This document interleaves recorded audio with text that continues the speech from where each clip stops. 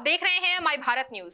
संगम नगरी प्रयागराज में इन दिनों गंगा नदी की हालत देखकर फिल्म राम तेरी गंगा मैली की याद आ गई। प्रयागराज में इन दिनों नवरात्रि के कुछ समय पहले ही गंगा नदी का हाल बुरा है। दुनिया के सबसे बड़े माघ मेले में यहां पर देश विदेश से लाखों की तादाद में श्रद्धालु पहुंचते हैं और संगम में आस्था की डुबकी लगाकर खुद को पवित्र समझते हैं। लेकिन इंसानी काया को पवित्र करने वाली मां गंगा अपनी बदहाली पर आंसू बहा रही है। सरकार लाख दावे करती रहे नदियों की साफ सफाई की, उचित व्यवस्था की, लेकिन कैमरे में कैद ये तस्वीरें सरकार को आईना दिखाने के लिए काफी हैं। देखिए प्रयागराज से हमारे संवाददाता सैयद आकिब रजा की ये खास रिपोर्ट। संगम नगरी प्रयागराज में नवरात्रि के पहले ही मां गंगा की भयावह तस्वीर देखने को मिल रही है। देश दुनिया के सबसे बड़े धार्मिक मेले माघ मेले के दौरान जिस संगम क्षेत्र की पूजा होती रही, बड़े बड़े संत महात्मा पूरे क्षेत्र में जप करते रहे, जो भूमि पूरे 2 महीनों तक दुनिया में आस्था का सबसे बड़ा केंद्र बनी रही, वो संगम क्षेत्र आज बेसहारा है। जगह जगह गंदगी का अंबार देखने को मिल रहा है। देश के कोने कोने से आए श्रद्धालु संगम के तट पर गंदगी देखकर हैरान है और उनका कहना है कि वो आस्था की डुबकी लगाने आए हुए हैं, लेकिन अब वो केवल आचमन करके ही वापस लौट रहे हैं।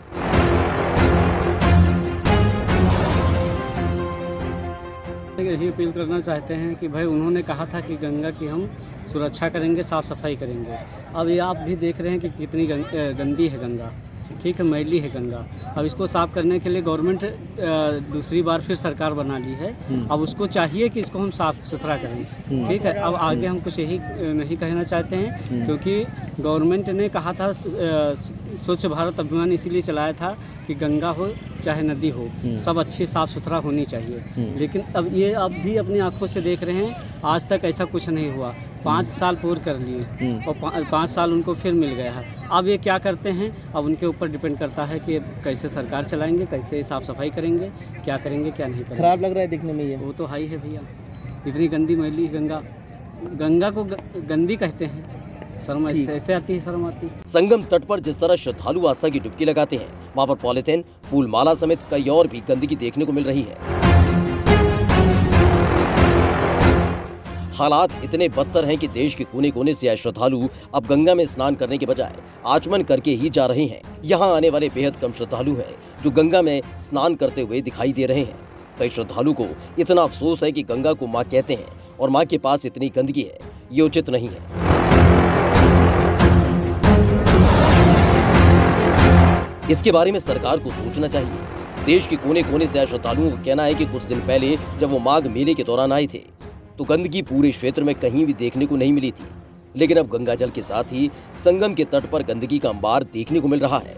उनका कहना है कि माघ मेले के दौरान सफाई कर्मी गंदगी को साफ करने में लगे हुए थे, लेकिन अब सफाई कर्मी भी दिखाई नहीं दे रहे। इसमें प्रयागराज प्रशासन और नगर निगम की बड़ी लापरवाही है।